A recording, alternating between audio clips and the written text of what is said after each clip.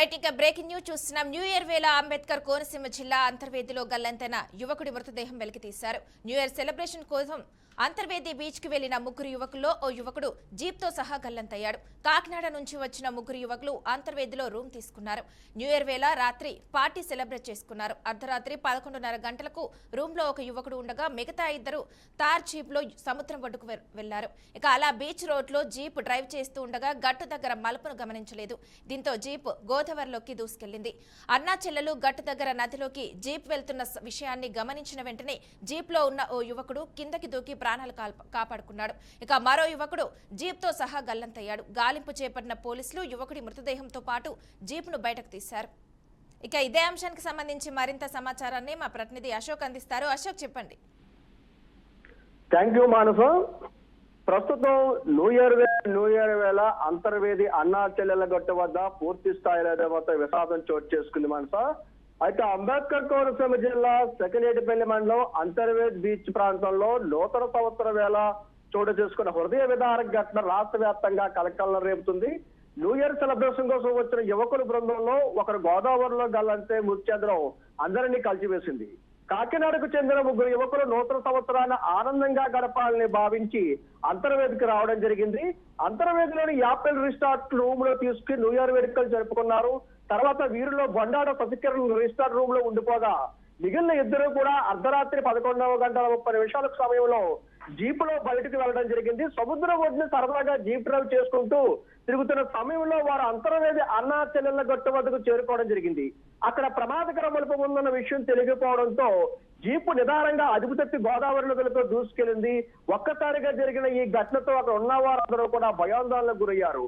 Jeep నీటిలోకి వెళ్తుందని గ్రహించిన వెంటనే పక్క సీట్ లో ఉన్న నందమూరి వెంకట సాయినాథ్ గోపకృష్ణ అప్రమత్తమై బయటకు దూకేశాడు. అక్కడ ఉన్న స్థానిక యువకులు వెంటనే అతను స్పందించి అతన్ని బయటకు తీసి రక్షించడం జరిగింది మానస. అయితే జీపు నడుపుతున్న నిమ్మకాయ శ్రీధర్ మాత్రం వాహనంతో పాటు నీటిలోకి వెళ్లిపోయాడు. ప్రమాదం జరిగిన కొద్దిసేపటికి శ్రీధర్ రీసార్ట్ రూమ్ లో ఉన్న తన స్నేహితుడికి ఫోన్ చేసి నేను గోదావరిలోకి వెళ్తున్నాను, కాపాడండి కాపాడండి అంటూ ఆవేదన వ్యక్తం చేసిన సమాచారం మానస. అయితే కాలు ముగిసిన కొద్దిసేపటికే గోదావరిలో జీపు లైట్లు ఆగిపోయాయని బయటపడిన యువకుడు తెలిపాడు. అయితే గతంలో గల్లంతైన యువకుడిని నిమ్మకాయల శ్రీధర్ గా పోలీసులు గుర్తించారు. అతని తండ్రి శ్రీనివాస్, అతను ఎవరైతే ఈ నిమ్మకాయల శ్రీధర్ జీపులో వెళ్ళిపోయిన వ్యక్తి వయసు సుమారు 35 సంవత్సరాలు ఉంటుంది. అయితే శ్రీధర్ కాకినాడ ఇంద్రపాలెం ప్రాంతానికి చెందిన వారిగా అధికారులు వెల్లడించారు. అతనితో పాటు వచ్చిన స్నేహితులు వండాడ సూర్యకిరణ్, బెంగుళూరు 34 సంవత్సరాలు, నందమూరి వెంకట సాయినాథ్ గోపకృష్ణ, వాకలపూడి కాకినాడ 30 సంవత్సరాలుగా గుర్తించడం జరిగింది మానస.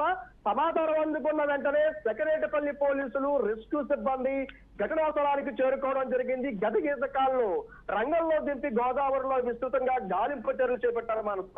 అయితే కొన్ని గంటల పాటు కొనసాగిన శోధన అనంతరం జీప్ తో పాటు నిమ్మకాయల శ్రీధర్ మృతదేహాన్ని బయటకు తీసినట్లు సమాచారం. అనంతరం మృతదేహాన్ని పోస్ట్ మార్టం నిమిత్తం ప్రభుత్వ ఆసుపత్రికి తరలించారు. ఈ ఘటనతో శ్రీధర్ కుటుంబ సభ్యులు పూర్తిగా కూడా తీవ్ర విషాదంలో మునిగిపోయారు.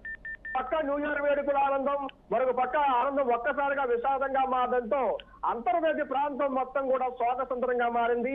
స్థానికులు పెద్ద సంఖ్యలో ఘటనా స్థలానికి చేరుకుని తమ ఆవేదన వ్యక్తం చేస్తున్నారు. ప్రమాదకర ప్రాంతాల్లో వాహనాలు నడపకూడదని, ముఖ్యంగా నదీ తీరాలు, సముద్ర సమీపంలో రాత్రి వేళ డ్రైవింగ్ చేయడం అత్యంత ప్రమాదకరమని పోలీసులు హెచ్చరిస్తున్నారు.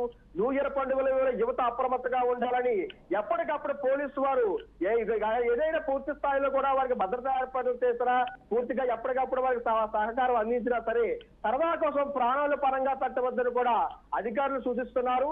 ఏదేమైనా పాత సంవత్సరం అంతా కూడా ఆనందంగా గడిపిన వీరు కొత్త సంవత్సరంలో అడుగు పెడదామని సంతోషంలో కాకినాడ నుండి అంతర్వేదికి వచ్చి ఎవరైతే నిమ్మకాయల ఇతను తడుగు చాలించడంతో పూర్తిగా వారి తల్లిదండ్రులు, గ్రామస్తులు కన్నీరు మున్నీరు అవుతున్న పరిస్థితి అయితే ఉంది మానస.